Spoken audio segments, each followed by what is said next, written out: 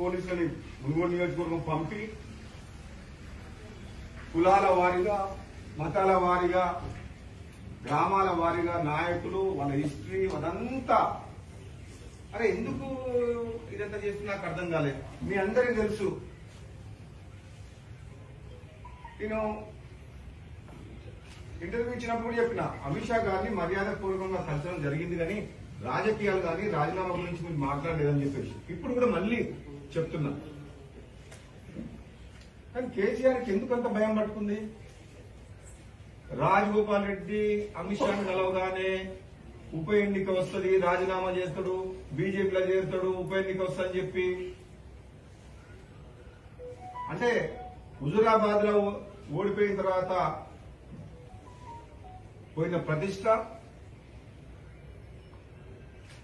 దిగజారుతున్న ప్రతిష్ట తెలంగాణ రాష్ట్రంలో టీఆర్ఎస్ పార్టీది గ్రాఫ్, మళ్ళీ ఇక్కడ మునుగోడులో గెలిచి డబ్బు పెట్టి అధికారులను అడ్డం పెట్టుకొని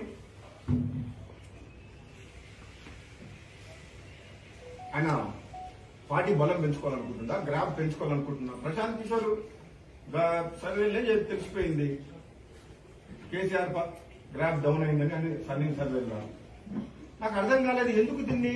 దాన్ని మన నెక్స్ట్ డే పేపర్లని చాలా వరకు మన ఆంధ్రజ్యోతితో పాటు మిగతా పేపర్లో కూడా బస్తీ మేస్ అవ్వాలని చాలా పేపర్లో కూడా వచ్చింది.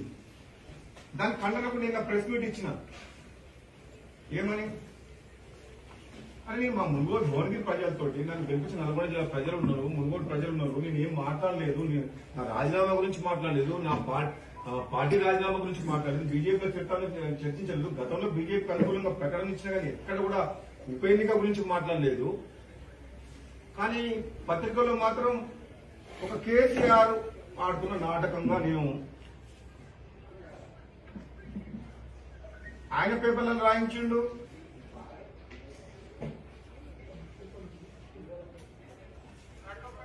ఎలక్షన్లలో ఎట్లా గెలవాలను ప్లాన్ తయారు చేసిండు. మునుగోడు లీడర్లను పిలిపించుకొని రివ్యూల మీద రివ్యూలు పెడుతున్నాడు. అసలు మన 4 రోజుల నుంచి అయితే నాకు తెలిసి అమిత్ షా కలిసినప్పటి నుంచి కేసీఆర్ నిద్రపోతలేదు, నిద్ర పడతలేదు. అంటే బై ఎలక్షన్ లో హుజురాబాద్ గా అక్కడ ప్రజలు కర్రు కాచి వాల్చు పెట్టిండ్రు. ఈ మునుగోలు గెలవకపోతే ఎట్లా అనేది సంగతి అనుకుంటున్నాయేమో. మరి ఘోరంగా ఇంటెలిజెన్స్ పోలీసులను పంపించి రివ్యూలు పెట్టించి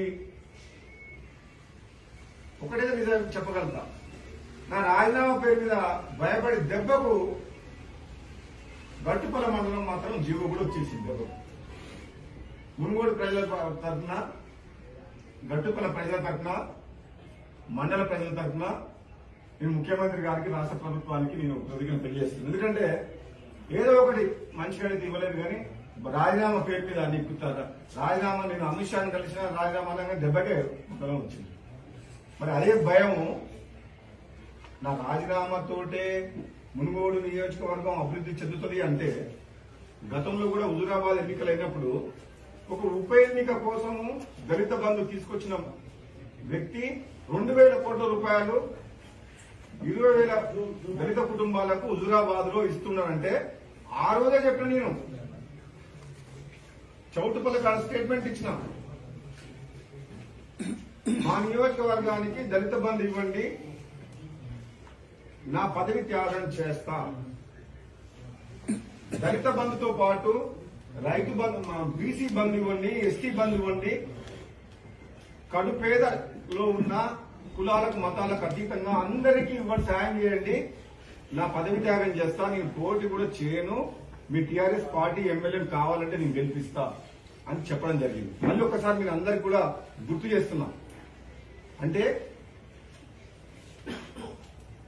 నన్ను గెలిపించిన ప్రజల కోసం మా ప్రభుత్వం రానందుకు, వాళ్ళ రుణం తీర్చుకుంటందుకు ప్రతిపక్ష సభ్యుడిగా అసెంబ్లీ సాక్షిగా అన్ని సమస్యల గురించి ఎన్నోసార్లు మాట్లాడిన మనిషిని. ప్రాజెక్టుల గురించి, హాస్పిటల్స్ గురించి, విద్యా సంస్థల గురించి, రోడ్ల గురించి, ఇండ్ల గురించి ప్రతి విషయాన్ని అసెంబ్లీ సాక్షిగా మునుగోడు ప్రాంతం గురించి అసెంబ్లీలో మాట్లాడింది.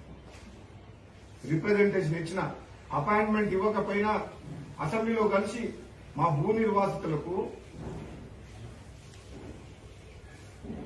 మల్లన్న సాగర్ లో కాళేశ్వరం ప్రాజెక్టులో ఎట్లిస్తున్న ప్యాకేజీ డిండి లిఫ్ట్ ఇరిగేషన్ స్కీమ్ లో భాగమైన శివన్నగూడెం రిజర్వాయర్ కృష్ణరాంపల్లి ప్రాజెక్టుకు మా రైతుల్ని వేధిస్తున్నారు, పోలీసులను పెట్టి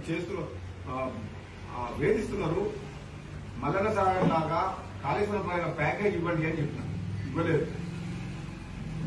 ఇన్ని మాట్లాడినా స్పందించిన ముఖ్యమంత్రి రాజీనామా అనే ఒక డ్రామా తోటి ఉప ఎన్నిక వస్తే గెలవాలన్న ఉద్దేశంతో ఇప్పుడు ఆయన వాళ్ళందరినీ పిలుచుకొని ఆఫీసర్లు పెట్టుకొని రివ్యూ చేస్తున్నారు. అంటే తెలంగాణ రాష్ట్రాన్ని అన్ని ప్రాంతాలని గత 8 సంవత్సరాలుగా తెలంగాణ రాష్ట్ర ప్రభుత్వం కేవలం తను అనుకున్న సిద్దిపేట, సిరిసిల్ల, గజ్వేల్ ప్రాంతం తప్పితే మిగతా నియోజకవర్గాల మీద వివక్ష చూపిస్తూ అభివృద్ధికి నిధులు ఇవ్వకుండా ఎక్కడ ఉప ఎన్నిక వస్తే ఆ ఉప ఎన్నిక గెలుస్తందుకు వేల కోట్ల రూపాయలు ఏ విధంగా ఖర్చు పెట్టి టీఆర్ఎస్ పార్టీ ఎమ్మెల్యేలను గెలిపించుకోవాలన్న ఒక ఆలోచన తప్ప మరి ఈ ముఖ్యమంత్రికి ఈ ప్రాంతం అంతా సమానం కాదా? మనం తెలంగాణలో లేమా? నల్లగొండ జిల్లా ప్రజలు, మునుగోడు నియోజకవర్గాలు తెలంగాణ ప్రజలు లేదా? తెలంగాణ ఉద్యమంలో అందరూ పాల్గొనలేదా? కేవలం సిరిసిల్ల, సిద్దిపేట, గజ్వేల్ వాళ్ళే ఉద్యమం చేసిందా? తెలంగాణ వచ్చిన ఫలాలను మరి తెలంగాణ ప్రజలందరూ కూడా రావద్దా? మీరందరూ ఆలోచన చేయండి ఒకసారి. ఈ ముఖ్యమంత్రి ఉప ఎన్నిక వస్తే డబ్బులు ఇస్తాడు, అభివృద్ధికి డబ్బులు ఇస్తాడు, దళిత బంధు పెడతాడు, ఇంకో స్కీమ్ పెడతాడు, మండలం ఏర్పాటు చేస్తాడు, రోడ్లు వేస్తాడు పడాపాటు. ఇంకా చెప్పాలంటే ఇంకా దిగజారి ఏంటంటే ఆ అవినీతి సొమ్ము ఉంటది కదా, ఆ అవినీతి సొమ్ముతోటి ఇతర పార్టీ నాయకులందరినీ కొనుక్కుంటాడు. నిజమా కదా? ఆ ఎన్నిక గెలుస్తాడు అంతేనా? ఎన్నికల్లో గెలుస్తందుకు నీచంగా దుర్మార్గమైన ఆలోచనలు, దుర్మార్గమైన పద్ధతులు అవలంబించి ఎన్నికల్లో గెలవడమే లక్ష్యంగా ఈ ముఖ్యమంత్రి టీఆర్ఎస్ ప్రభుత్వం పనిచేస్తుంది. అంతే తప్ప అసెంబ్లీలో మాట్లాడినా సరే, అసలు ఈ ప్రతిపక్ష సభ్యుల మీద ప్రజాస్వామ్యం అంటే గౌరవం లేని ముఖ్యమంత్రి ప్రతిపక్ష శాసనసభను కొనాల్సిన అవసరం ఏంది? క్లియర్ మెజార్టీ ఉంది, 90 మంది.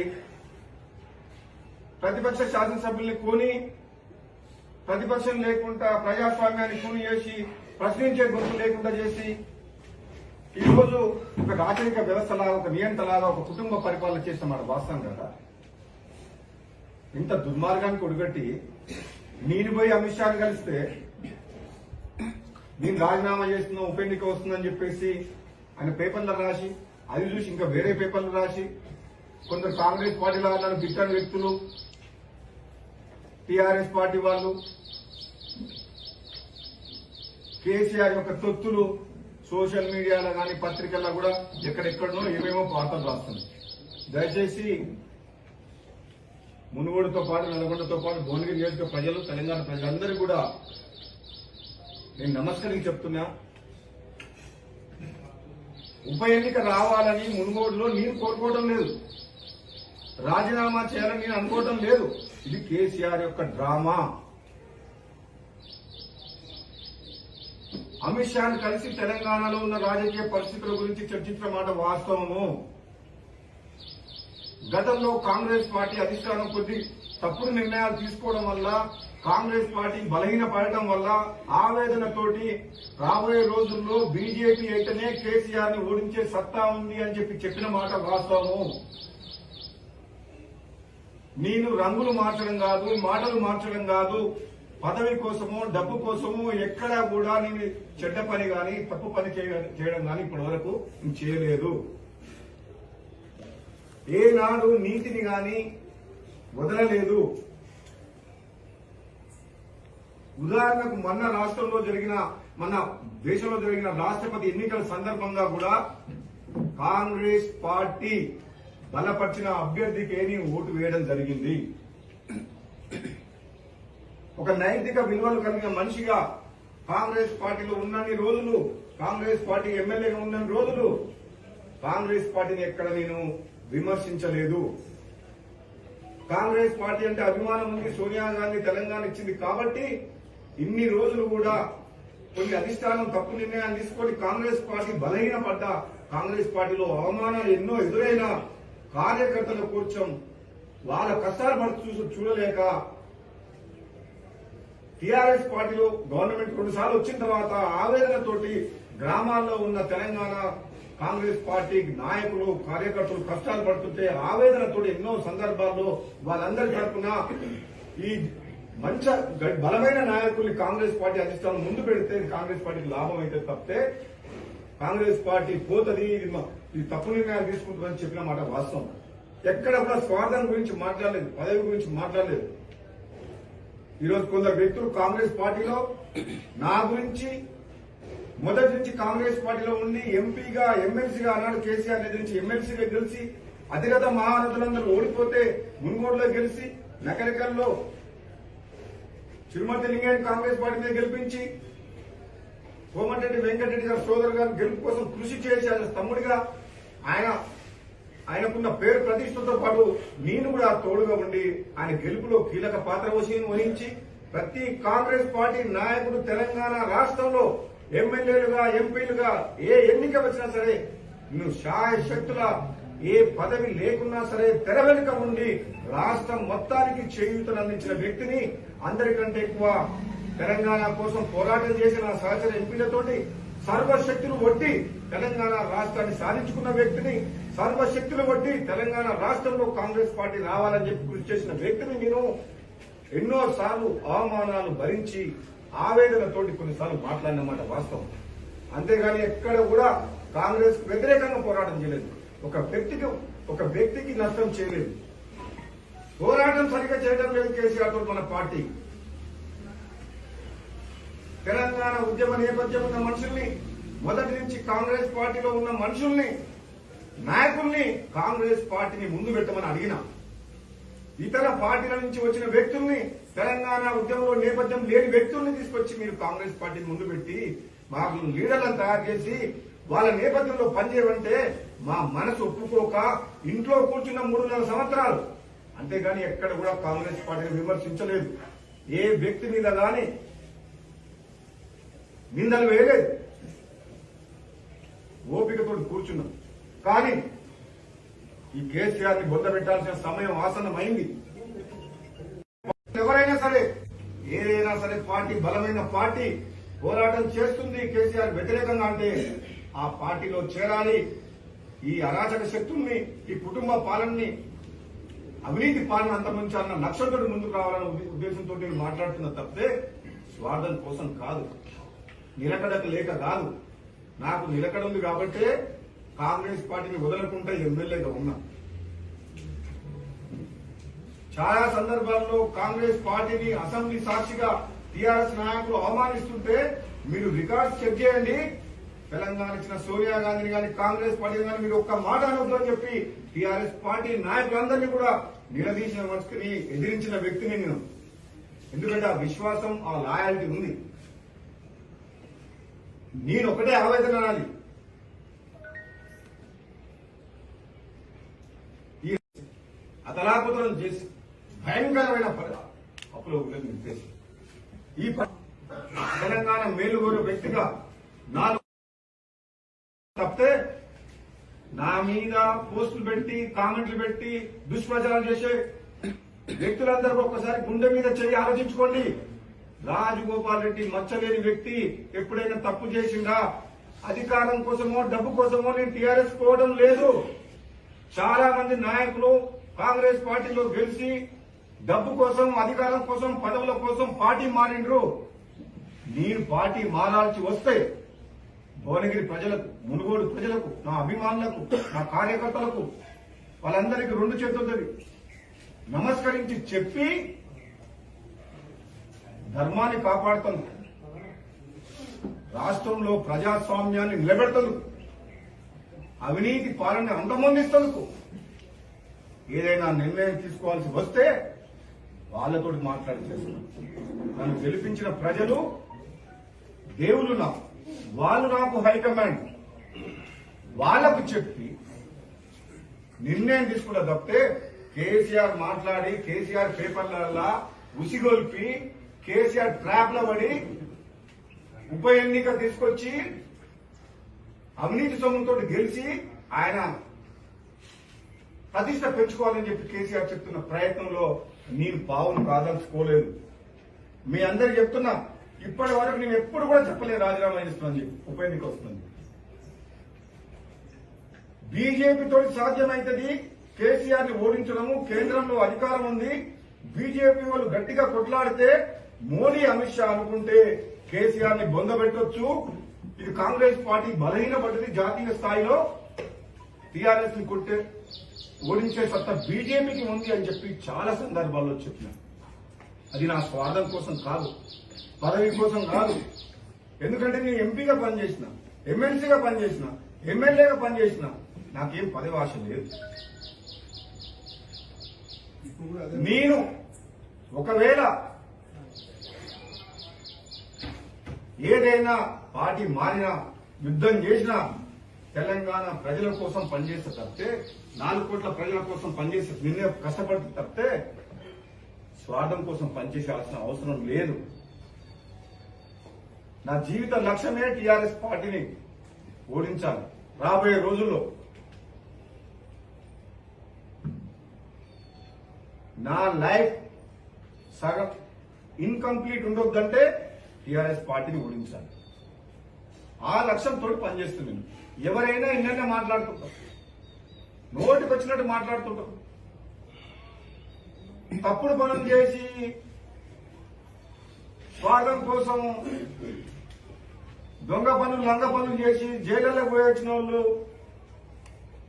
నీతులు చెప్తుంటే మేము అలాంటి వ్యక్తులను వాళ్ళ నాయకత్వంలో వాళ్ళతో నీతులు చెప్పించుకోవాలా మేము? మీరా?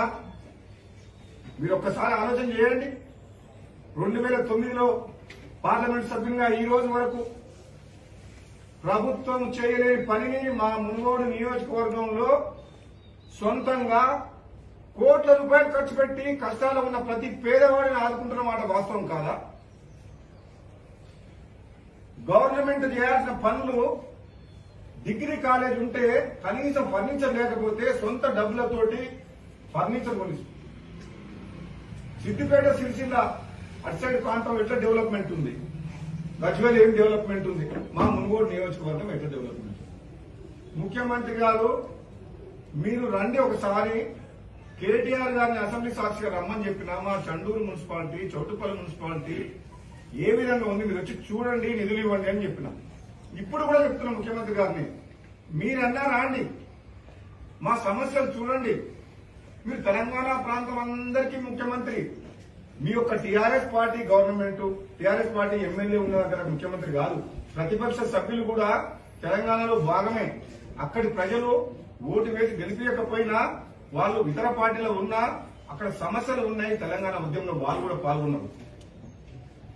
ఈ విధంగా ఎన్నికలప్పుడు ప్రతిపక్ష సభ్యుల నియోజకవర్గాలు వివక్ష చూపించుకుంటా అరాచకం చేస్తున్న ఈ ముఖ్యమంత్రి కొందరు బహుళాలను పంపించి మా నియోజకవర్గానికి మంత్రి పదవి అడ్డంగా పెట్టుకుని చిన్న చిన్న కళ్యాణ లక్ష్మి చెక్కులు అవి వ్యాలిడ్ లేవు, వ్యాలిడ్ లేని కళ్యాణ లక్ష్మి చెక్కుల్ని మంత్రి వచ్చి ఒక ఎమ్మెల్యే హక్కుల్ని కాలరాసి గ్రామ గ్రామాన్ని తిరుగుకుంటూ తెచ్చుకున్నాడు. బహుళాలను పంపించి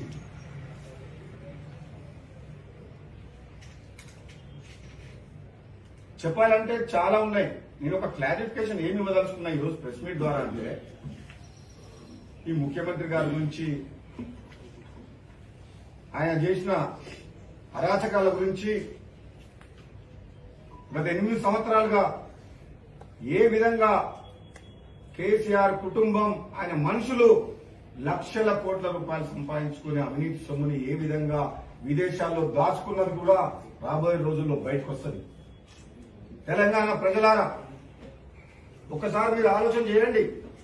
నాలాంటి వ్యక్తి ఈరోజు పదవిలో ఉండి ప్రలోభాలు పెట్టినా పార్టీ మారకుండా కేసీఆర్ పై యుద్ధం ప్రకటిస్తున్నా అంటే అది తెలంగాణ ప్రజల కోసం, ప్రజాస్వామ్యాన్ని కాపాడడం కోసం. స్వార్థం కోసం అయితే పదవులు వీడరు, రాజీనామా చేయరు. నేను ఎమ్మెల్యేని, నాకు రాజీనామా చేయాల్సిన అవసరం లేదు. ముఖ్యమంత్రి కాలు దూకుతున్నాడు, ఛాలెంజ్ చేస్తున్నాడు, మనుషులు పిలిపించుకున్నాడు, అందరిని పిలిపించుకుని రాజీనామా చేస్తాడు, ఉప ఎన్నిక వస్తాడు, మనం గెలవాలి, ఓడగొట్టాలని చెప్పి కళ్యాణికి సిద్ధం లేవు అని చెప్పి రెచ్చగొడుతున్నాడు నన్ను. నేను ఒకటే అడుగుతున్నా మునుగోడు ప్రజలకు, మీరు నన్ను గెలిపించి మీ గుండెల్లో పెట్టుకొని మీ రుణం తీర్చుకుంటా. మీ తరపున అసెంబ్లీలో గొంతు వినిపించిన ప్రతి సమస్య గురించి మీ గురించి మాట్లాడిన. శివగంగూడెం రైతులు ప్రతి ఒక్కరిని ప్రభుత్వం ఎలా వేధించింది, సమస్యలు ఇట్లా అశ్రద్ధ ఏ విధంగా చూసింది, అన్ని మాట్లాడినా. మీకు తెలియదా ఈ ముఖ్యమంత్రి డబ్బులతోటి అధికారాన్ని అడ్డం పెట్టుకొని హుజురాబాద్ లో ఏ విధంగా ప్రయత్నం చేసి విఫలమైందో మళ్ళోసారి మునుగోడుకు వచ్చి మీ అందరినీ ప్రలోభాలకు గురి చేసి గెలవాలని చూస్తుంది. మునుగోడు ప్రజలు తెలివికల్ల వాళ్ళు. తెలంగాణ రాష్ట్రంలో కేసీఆర్ గాలి ఉన్నప్పుడు, టీఆర్ఎస్ గాలి ఉన్నప్పుడు 2018 ఎన్నికల్లో కేసీఆర్ చెప్పిన మాటను నమ్మకున్నా సరే, నా మీద ప్రేమతోటి, నా మీద అభిమానంతో, నా మీద నమ్మకత్తుతోటి నన్ను గెలిపించింది. నాకున్న వ్యక్తిగత సమస్యల వల్ల టీఆర్ఎస్ పార్టీ నాయకులు అంటున్నారంట రాజగోపాల్ రెడ్డి మునుగోడులో తిరగలేదు. మీరు పొద్దున్న లేస్తే నియోజకవర్గం తిరిగేది ప్రజా సమస్యల గురించి కాదు, అధికారుల దగ్గర కమిషన్ ఎట్లా అనుకోవాలి, భూముల దందా ఎట్లా చేయాలి. టీఆర్ఎస్ పార్టీ ఎమ్మెల్యేలు ఇప్పుడు ఓడిపోయిన ఎమ్మెల్యే నా నియోజకవర్గం నాకంటే ఎక్కువ తిరుగుతాడు. ప్రజా సమస్యల గురించి కాదు, ముఖ్యమంత్రి దగ్గర పోయి నియోజకవర్గ అభివృద్ధి పనులు చేస్తుంది కాదు. ఎక్కడెక్కడ ఎవరు భూములు లాక్కోవాలి, భూముల సమస్యలు ఎక్కడున్నాయి, కమిషన్ ఎట్లా లాక్కోవాలి, ఆ పని మీద తిరుగుతున్నాడు. రాజగోపాల్ రెడ్డి తక్కువ తిరుగుతాడు కానీ ఎక్కువ మాట్లాడతాడు అసెంబ్లీలో. రాజగోపాల్ రెడ్డి ఒక్కసారి వచ్చిపోయినా సరే ప్రభుత్వం చేయలేని పని కూడా సొంత డబ్బుతోటి కోట్ల రూపాయలు ఖర్చు పెట్టి కష్టాలు ఉన్న పేదవాళ్ళకు గాని అభివృద్ధికి గాని సహకరిస్తాడు.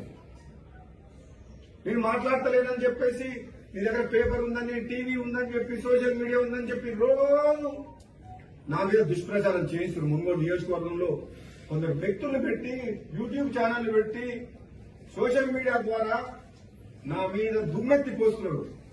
టీఆర్ఎస్ నాయకులు, ఓడిపోయిన ఎమ్మెల్యే, ఈ దరిద్ర మంత్రి. కానీ ఒకటే సమాధానం చెప్తున్నాను అన్నిటికీ, మీరు ఎప్పుడన్నా ఏదైనా తప్పు చేసినా, నా మీద ఏదైనా ఆరోపణలు ఉన్నాయా, తక్కువ తిరిగినా సరే ఎక్కువ మందికి సహాయం చేసిన వ్యక్తిని కాదా?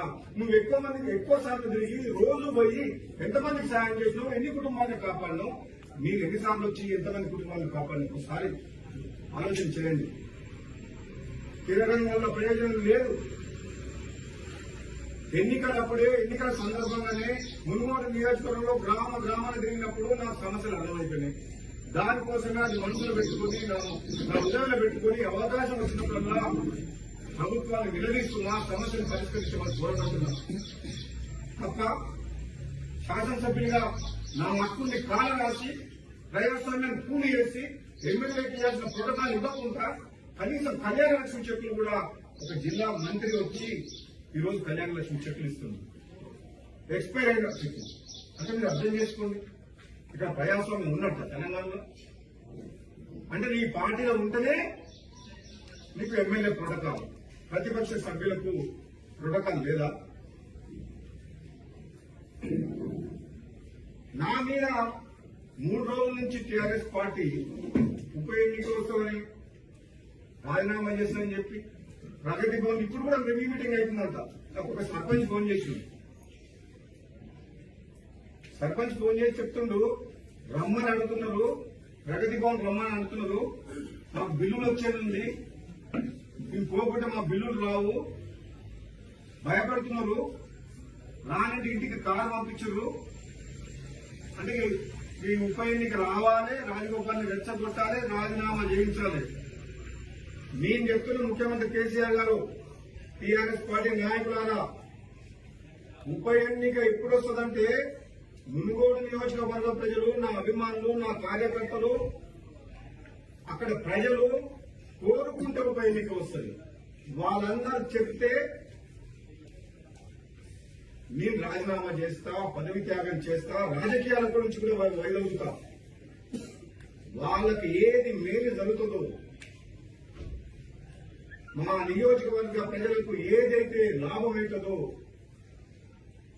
ఆ పని కోసం నా సీటును కూడా మళ్లీ త్యాగం చేస్తా, పోటీ చేసి మళ్లీ పోటీ చేయమని చేస్తా, లేదంటే రాజీనామా త్యాగం చేసి రాజకీయంగా వదులుకోమని వదులుకుంటా. కానీ ముఖ్యమంత్రి కేసీఆర్ అనుకున్నట్టు నేను ఆయన ట్రాక్ లో నేను పడదలుచుకోలేదు. నీ అవినీతి సొమ్ము నీ దగ్గర ఉంది. 8 సంవత్సరాలుగా నువ్వు, నీ కుటుంబం వేల కోట్లు, లక్షల కోట్లు సంపాదించారు కాబట్టి అదే డబ్బుతో నువ్వు మునుగోడు గెలవాలని చూస్తున్నావు. మేము గత 13 సంవత్సరాలుగా తెలంగాణ ఉద్యమంతో పాటు ఈ రోజు వరకు కూడా మా ఆస్తులు అమ్ముకొని తెలంగాణ ప్రజలకు సేవ చేస్తున్నాం. అది మాకు నీకు ఉన్న తేడా. రేపు మునుగోడు ఎన్నిక జరిగితే కేసీఆర్ కుటుంబానికి మునుగోడు ప్రజలకు మధ్య జరుగుతుంది. ఎవరు గెలవాలను మునుగోడు ప్రజలు నిర్ణయిస్తారు. నీ డబ్బు కాదు. నీ డబ్బులకు మునుగోడు ప్రజలు అమ్ముడుపోరు. వాళ్ళ ఆత్మగౌరవాన్ని నీ డబ్బు కోసం తాకట్టు పెట్టరు. మునుగోడు ప్రజలు నన్ను గుండెలో పెట్టుకొని గెలిపించడు. వాళ్ళు తొలగించుకునే పని నేను ఎప్పుడు చేయలేదు, చెయ్యబోను. నా ప్రాణం పోయినా సరే నా ప్రజల కోసం వాళ్ళు గెలిపించినందుకు ఏ తప్పు చేయకుండా నిజాయితీగా పనిచేస్తా. ఏ రోజు అవసరమైతే ఆ రోజు రాజీనామా చేస్తా, త్యాగం చేస్తా. చెప్తే నువ్వేదో అనుకొని నీ మీడియా ద్వారా దుష్ప్రచారం చేసి నన్ను అప్రతిష్ట పాలు చేసి నా రాజగోపాల్ యొక్క పర్సనల్ ఇమేజ్ డ్యామేజ్ చేసి నువ్వు చూస్తున్నావంటే ఇది మంచి పద్ధతి కాదు, ఇది కరెక్ట్ కాదు. సమయం వస్తే మా ప్రజల్ని బుద్ధి చెప్తారు. నువ్వు ఇంకా వినవనుకో నీ పతనం మునుగోడు తోటే స్టార్ట్ అవుతుంది. నీ కేసీఆర్ ప్రభుత్వం పతనం మునుగోడు నియోజకవర్గం తీర్పుతోటే స్టార్ట్ అవుతుంది. ఇది నేను చెప్తున్నా, నా మునుగోడు ప్రజలతో చెప్తున్నా, వాళ్ళ మీద నమ్మకంతో చెప్తున్నా. నీ అహంకారానికి బుద్ధి చెప్తారు. వాళ్ళు అధికారం ఉంది కదా అని చెప్పేసి అవినీతి సొమ్ముతోటి గెలవాలని ప్రయత్నం చేస్తే హుజూరాబాద్ ప్రజలు బుద్ధి చెప్పలేదా? సరిపోలేదా? మరి మునుగోడు ప్రజలతో ఎందుకు వస్తున్నారు? ఎందుకు ఉప ఎన్నిక కావాలి మీకు? మీరేం చెప్పలేదు ఎక్కడ రాజీనామా చేస్తారని చెప్పి. రాజకీయ విషయంలో కానీ ఒక ఆయన బై ఎలక్షన్ జయాంతుడు, ఇంకో పేపర్లో మునుగోడులో బస్తీ మే సవాల్. నేను ఎవరికైనా ఫోన్ చేసి చెప్పినా రాజీనామా చేస్తాను, ఎక్కడైనా ఇంటర్వ్యూ ఇచ్చిందా? ఒకవేళ అవసరం అయితే నా ప్రజలు కోరుకుంటే నిర్ణయం తీసుకుంటా సమయం వచ్చినప్పుడు అని చెప్పిన. రాజీనామా చేయదలుచుకుంటే నేనే ప్రెస్ మీట్ పెట్టి రాజీనామా చేస్తా, పార్టీ మారదలుచుకుంటే నేనే ప్రెస్ మీట్ పెట్టి పార్టీ మారుతా, నాకు ఇష్టం ఉన్న పార్టీతో కేసీఆర్ దగ్గర గురించి పార్టీ ఉందనుకుంటే ఈ పార్టీ చక్కగా లేదు, నాకు గౌరవం లేదు, ఈ పార్టీ కేసీఆర్ ఓడించలేదు అనుకున్నారు. నేను నిర్ణయం తీసుకునే అధికారం నాకుంది, ఆ స్వేచ్ఛ ఉంది నాకు. నాకేమవసరం భయపడ్డా? వేరే వాళ్ళు చెప్తే నేను వేరే వాళ్ళు వార్తలు రాస్తే నేనెందుకు నేను నా నిర్ణయం ఎందుకు మార్చుకుంటా? వాళ్ళు చెప్పు వాళ్ళ నిర్ణయం. నాకు సమయం వచ్చినప్పుడు ఏం చేయాలో ఎట్లా చేయాలో కేసీఆర్ ని గద్దె దింకలకు మునుగోడుపై కేసీఆర్ నజర్. నీ నజర్ ఫామ్ హౌస్ మీద ఉంటుంది, మునుగోడు మీద కాదు. 24 గంటలు ఫామ్ హౌస్ ఉండే ముఖ్యమంత్రి, ప్రజల్లోకి ముఖ్యమంత్రి మునుగోడుపై నజర్ వేసి నీ బహుమానాన్ని పిలిపించుకొని అందరినీ మీటింగ్ పెట్టుకొని నువ్వు ఆ కూర్చొని నజర్ వేస్తే ఇది మునుగోడు ప్రజల అమాయకులు, నీకు ఓట్లు వేస్తారు, గెలిపిస్తారు. నువ్వు పెట్టిన బహుమానాన్ని గెలిపిస్తారా? ప్రజల్లో ఉండి నిజాయితీగా పనిచేసే వ్యక్తిని గెలిపిస్తారా? TRS operation start.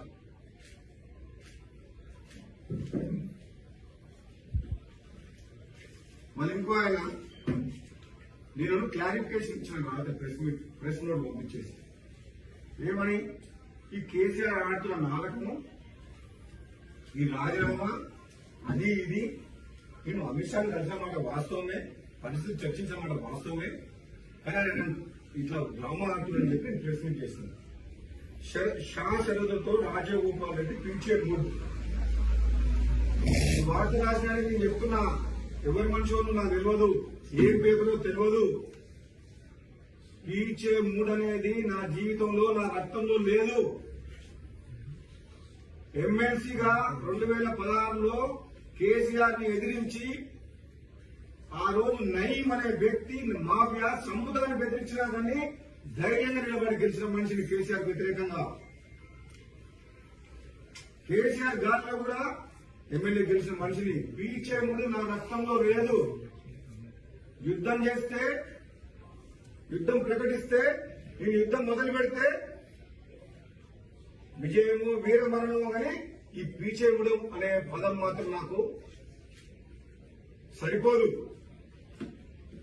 మీ దుష్ప్రచారం ఎన్ని చేసినా సరే నా గురించి నేను పీచేముడు మనిషిని కాదు. షరతులతో కూడిన షరతులు నాకు షరతులు లేవు. నేను ఏ పని చేసినా సరే తెలంగాణ ప్రజలకు రాజీ లేకుండా నిజాయితీగా అన్కండిషనల్ గా తెలంగాణ ప్రజల కోసం పోరాటం చేసే వ్యక్తిని.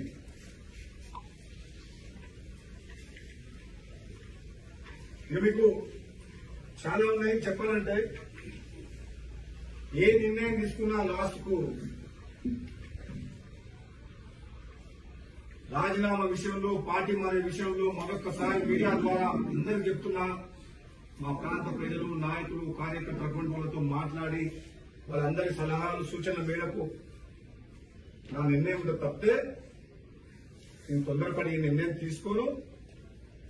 సమయం వచ్చినప్పుడు నిర్ణయం తీసుకునే సమయం వచ్చినప్పుడు పోరాటం చేయాల్సి అనుకున్నప్పుడు తప్పకుండా ఆలోచించి వాళ్ళని సంప్రదించి నా అభిమానులని నన్ను గెలిపించిన ప్రజల్ని, నాయకుల్ని, కార్యకర్తలు అందరూ వెళ్తాను.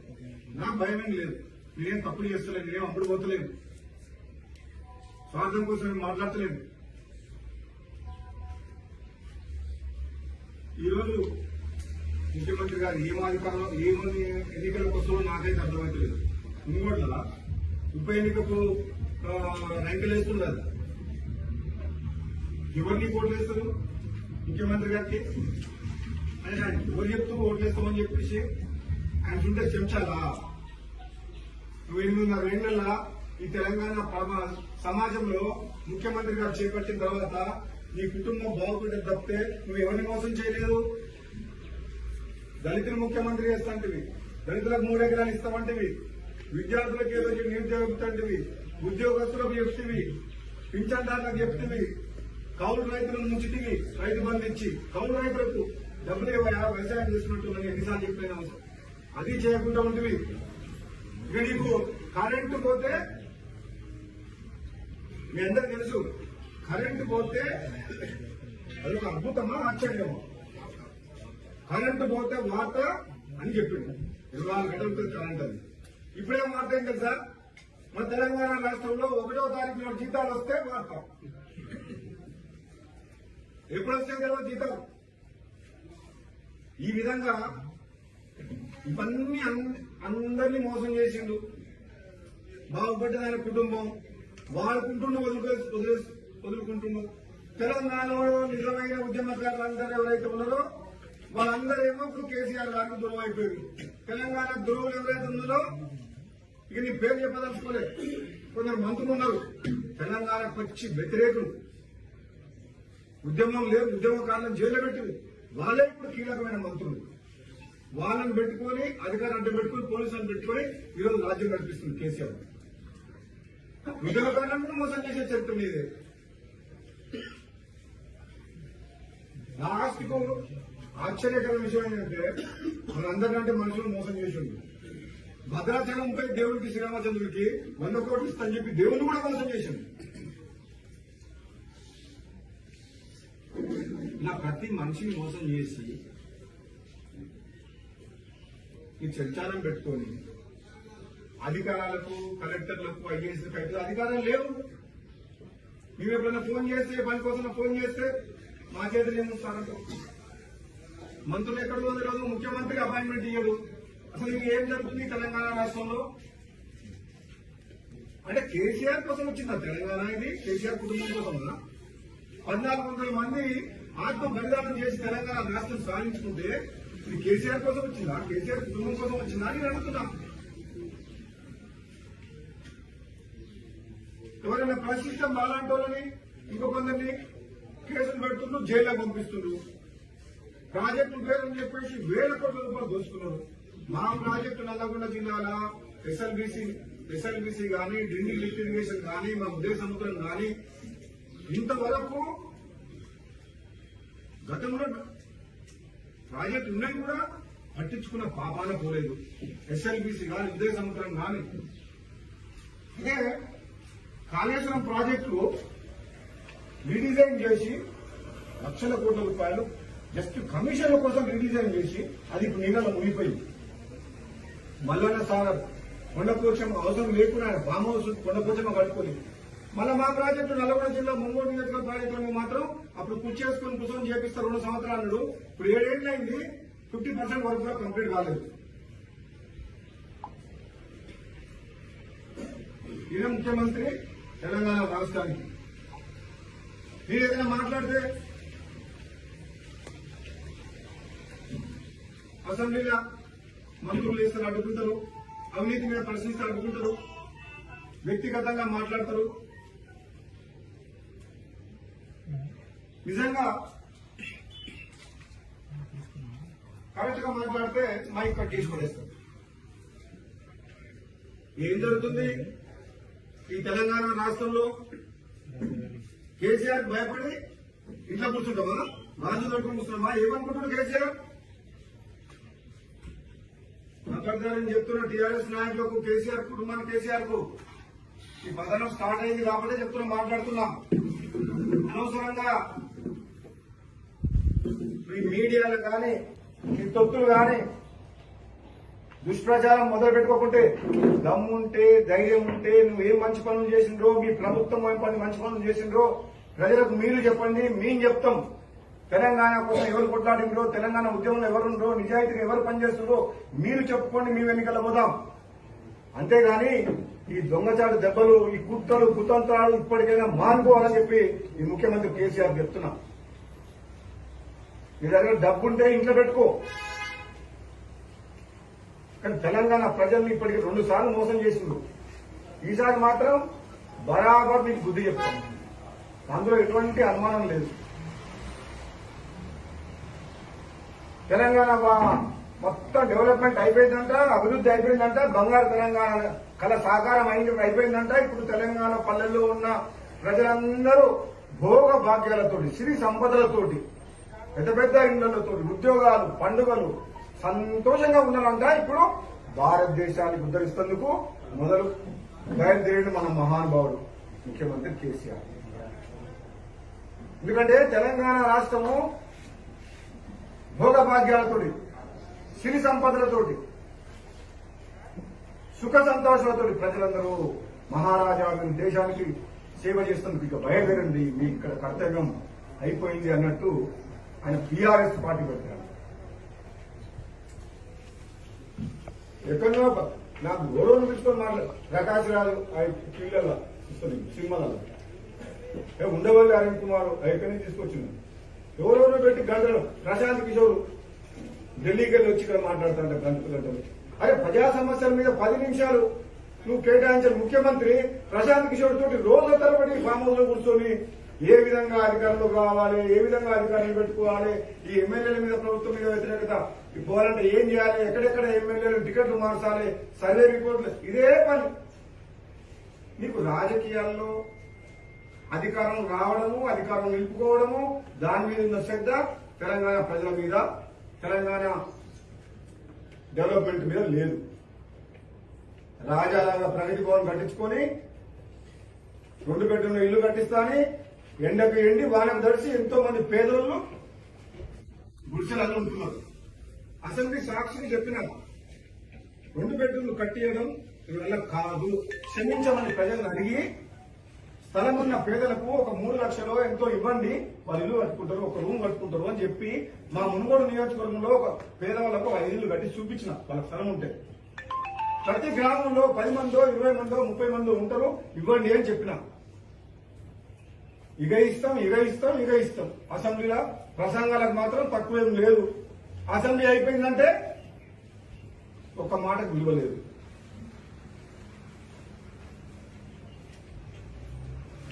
హుజురాబాద్ లో ఎలక్షన్లు వస్తే రేషన్ కార్డులు పెన్షన్లు విపరీతంగా ఇచ్చేసి అందరు గడిలోళ్లకు 57 ఏళ్ల పెన్షన్లు అన్నారు. మా మునుగోడు నియోజకవర్గంలో 62 ఏళ్ళు వచ్చిన పెన్షన్ దిక్కులేదు. అంటే సమానత్వమా? నువ్వు అనుకుంటే ఒక విధంగా, లేకపోతే 62 ఏళ్ళకి కూడా పెన్షన్ ఇవ్వవా? హుజురాబాద్ లో ఎన్నికలు వచ్చినాయి 57 ఏళ్లకు. ఇదంతా తెలంగాణ ప్రజలు, తెలంగాణ సమాజము గమనిస్తున్నారని చెప్పి నేను తెలియజేస్తూ, నిన్ను విమర్శించాల్సిన అవసరం నాకు లేదు, నీ జోలికి రావాల్సిన అవసరం లేదు. ప్రజల పక్షాన ఉండి ప్రజా సమస్యలపై పోరాటం చేసి రేపు రాబోయే రోజుల్లో ప్రజల గొంతుకై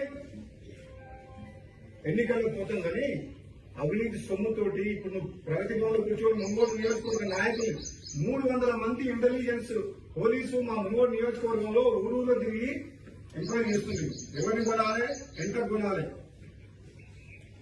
మునుగోడు నియోజకవర్గంలో ఉప ఎన్నిక అంటూ వస్తే, ప్రజలు కోరుకుంటే వస్తే హుజురాబాద్ కంటే డబల్ మెజార్టీతో గెలిపిస్తారు మునుగోడు ప్రజలు. నా ప్రజలు అమ్ముడు పోరు. మునుగోడు నియోజకవర్గంలో డబ్బులకు అమ్ముడు పోరు. ప్రాణం పోయినా వాళ్ళ ఆత్మగౌరవాన్ని, తెలంగాణ బంగారు తెలంగాణ కోసం నీకు బుద్ధి చెప్తావు. ఇదే రెఫరెండం నీకు తీర్పు కావాలనుకుంటే మా మునుగోడు ప్రజలు ఇస్తారు. నీకు అంత ఉత్సాహం ఉంటే నీకు ఉప ఎన్నిక కావాలంటే మాట్లాడచ్చు. ఏది ఏమైనా కానీ మీ ప్రశ్న చెప్తాను. ఏది ఏమైనా కానీ ఒకటే క్లారిఫికేషన్ మళ్ళీ చెప్తున్నా, నా ప్రజలను అడిగి నిర్ణయం తీసుకుంటా, మా ప్రజలతో పాటు ఉంటా. రాబోయే రోజుల్లో కూడా మునుగోడు నియోజకవర్గ ప్రజలను దృష్టిలో పెట్టుకుని నా నిర్ణయాలు ఉంటాయి. అని గెలిపించిన ప్రజలకు వ్యతిరేకంగా ఏ నిర్ణయం తీసుకోను, ఆ విధంగా నేను ముందుకు పోతా అని చెప్పి నేను ఒకసారి తెలియజేస్తూ, రాజగోపాల్ రెడ్డి బీజేపీలో చేస్తారా చేరడా? మీ ప్రశ్నకు సమాధానం సమయం వచ్చినప్పుడు, నేను నిర్ణయం తీసుకున్నప్పుడు ప్రెస్ మీట్ పెట్టి చెప్తాను. ఈ పార్టీ అధ్యక్షులు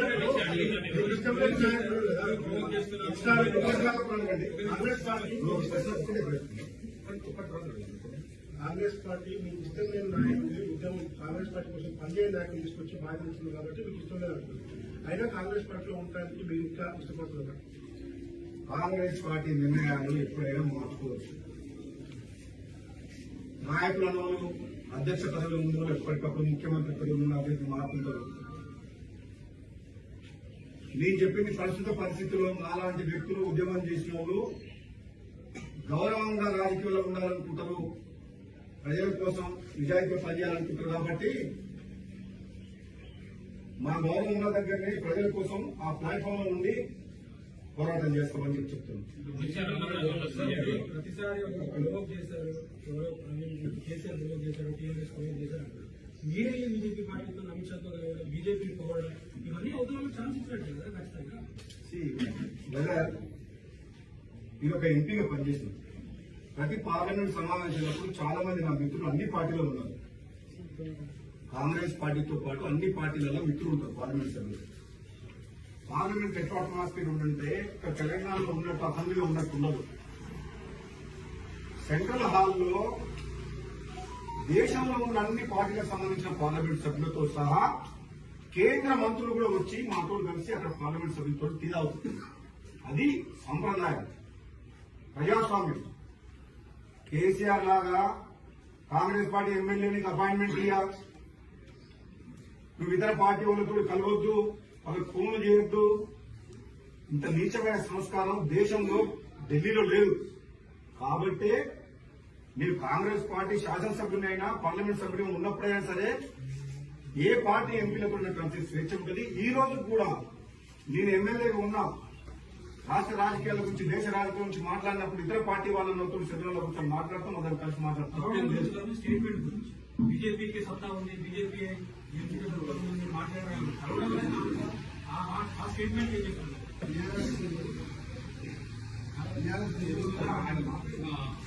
ఆ స్టేట్మెంట్ ఏం చెప్తున్నారు? అడగడం అనేది కామన్.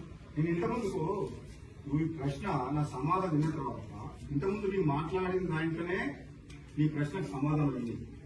మరొకసారి నువ్వు కావాలంటే ఇంటికి వెళ్ళి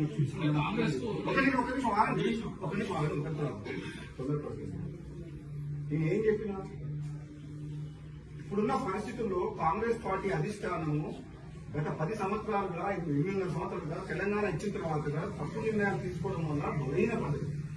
టీఆర్ఎస్ పార్టీ ఎదుర్కోలేకపోతుంది. కేంద్రంలో అధికారున్న బీజేపీ పార్టీ మోడీ అమిత్ షా అనుకుంటే కాంగ్రెస్ పార్టీని ఓడించగలని చెప్పి తెలంగాణ ప్రజలు కూడా విశ్వసిస్తున్నారు. టీఆర్ఎస్ ని ఓడించాలని చెప్పి ఓడించవచ్చని తెలంగాణ ప్రజలు కూడా విశ్వసిస్తున్నారు. గతంలో జరిగిన జిహెచ్ఎంసీ గాని, దుబ్బాక గాని, హుజూరాబాద్ లో గాని అది నిరూపించింది. కాబట్టి నేను తెలంగాణలో ఏకైక వ్యక్తిని, మొదటి వ్యక్తిని 2019 జూలైలో కాంగ్రెస్ పార్టీలో ఉన్న 12 మంది ఎమ్మెల్యేలు కేసీఆర్ పార్టీ టీఆర్ఎస్ పార్టీలకు వెళ్ళిపోయిన తర్వాత ఆలోచన చేసి కేసీఆర్ తన బొంద తను దూముకుంటుండు, సాధు జంతువు లాంటి కాంగ్రెస్ పార్టీని చంపి పులి లాంటి బీజేపీని కొని తెచ్చుకుంటుండు. ఆ పులి కేసీఆర్ ను మింగుతుంది, టీఆర్ఎస్ ను మింగుతుంది. రాబోయే రోజుల్లో బీజేపీ ప్రత్యామ్నాయంగా మారి ఈ కేసీఆర్ టీఆర్ఎస్ పార్టీని పొందబెడుతుంది. ఆ రోజు చెప్పినా, గతంలో 2-3 సార్లు చెప్పినా, ఇప్పుడు కూడా చెప్తున్నా. ఇందులో ఎటువంటి అనుమానం లేదు. తెలంగాణ ప్రజలకు మీడియా ద్వారా ఒకటే నా అభిప్రాయం, నా కోరిక, నా మన్నన మీ అందరికీ చెప్తున్నా ఏంటంటే కాంగ్రెస్ పార్టీకి నేను వ్యతిరేకం కాదు. సోనియా గాంధీని విమర్శించను, రాహుల్ గాంధీని విమర్శించను. కాంగ్రెస్ పార్టీలో ఉన్నా సరే కాంగ్రెస్ పార్టీ ఎమ్మెల్యేగా కూడా నా అభిప్రాయాన్ని, ఇది ప్రజాస్వామ్యంలో ఓపెన్ గా నా అభిప్రాయాన్ని, ఇప్పుడున్న పరిస్థితుల్లో తెలంగాణ ఉన్న రాష్ట్రంలో కేసీఆర్ ని ఓడించాలంటే ఈ విధంగా అయితే కేసీఆర్ ని ఓడించాలనే గురించి వచ్చిన అభిప్రాయాన్ని ఇంకా బద్దలు కొట్టినట్టు నేను చెప్తున్నా. నాకు భయపడాల్సిన అవసరం లేదు. దీన్ని రాజకీయం చేసే ఎవరైనా దుష్ప్రచారం చేసినా నేను పట్టించుకోను. ఎందుకంటే ఇది నిజమని నమ్ముతున్నాను. మునుగోడు పైన ఎందుకు దృష్టి పెట్టాల్సి, మునుగోడు పైన ఎందుకు కాన్సన్ట్రేషన్, మునుగోడు పైన ఎందుకు ఉప ఎన్నిక గురించి మాట్లాడుతున్నారు కదా? కాయలున్న చెట్టుకే రాలేస్తారు. మునుగోడులో సత్తా ఉన్న నాయకుడు ఉన్నాడు, దమ్మున్న నాయకుడు ఉన్నాడు. మునుగోడు ప్రజలు కేసీఆర్ కి బుద్ధి చెప్పాలని చూస్తున్నారు. కాబట్టి ఇక్కడ తెలంగాణ ప్రజల అట్రాక్షన్, తెలంగాణ ప్రజలందరూ మునుగోడు ప్రజలు వైపు చూస్తున్నారని చెప్పి అక్కడనే దెబ్బ కొట్టాలనుకుంటుండ్రు, అక్కడనే ఎన్నిక తినవాలనుకుంటూ, ఆయన తినే యుద్ధం చేయాలనుకుంటున్నారు. మిగతా వాళ్ళందరూ భయపడుతున్నారు. నా డబ్బుకు, నా అధికారం చూసి బయలక్ష్యం వస్తే ఓడిపోతారనుకుంటున్నారు అని చెప్పి మా దగ్గరికి వస్తుంది. అమిత్ షా పిలిచి మాట్లాడిండు అని అంటే 45 నిమిషాలు రాజగోపాల్ రెడ్డితో కేసీఆర్ గుండెలో రైలు పరిగెడుతున్నది. టైం దగ్గర పడ్డది, యుద్ధం స్టార్ట్ అవుతున్నది. ఎక్కడో దగ్గర మొదలైన యుద్ధం అని చెప్పేసి మీరు అర్థం చేసుకోండి. రాజగోపాల్ రెడ్డికి రాజీనామా చేయాలని, ఉన్న పదవిని త్యాగం చేసి మళ్లీ గెలవాలని, ఎవరినో ఇబ్బంది పెట్టాలని నాకు లేదు. ఇది కోరుకుంటలేదు. నిజంగా కేసీఆర్ కోరుకుంటే ఉప ఎన్నిక మునుగోడు ప్రజలు తలుచుకుంటే, తెలంగాణ ప్రజలు ఇతనికి బుద్ధి చెప్పాలనుకుంటే మునుగోడు ఎన్నిక వస్తారు.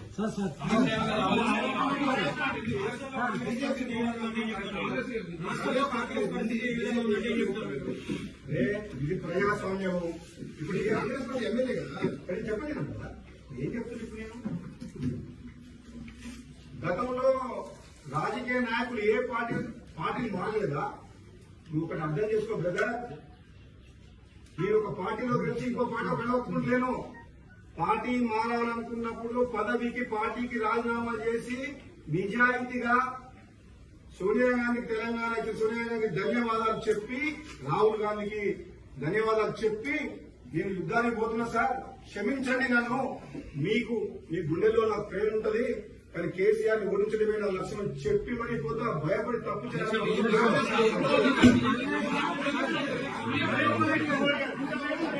రాహుల్ గాంధీ మీద సోనియా గాంధీ మీద అంత ప్రేమ ఉంటే ఈడీ విచారణ పేరుతో బీజేపీ సోనియా గాంధీ టార్గెట్ చేసిందని చెప్పి అందరూ రోడ్ల మీదకి వచ్చింది, పార్టీ కార్యకర్తలు రోడ్ల మీద ధర్నాలు ఆందోళన చేస్తున్నారు. మీరు అమిత్ షా కలిసినా చట్టం అన్న పని తను చేసి జరుగుతుంది. మీరు అనవసరంగా మీడియా సోదరులందరికీ నా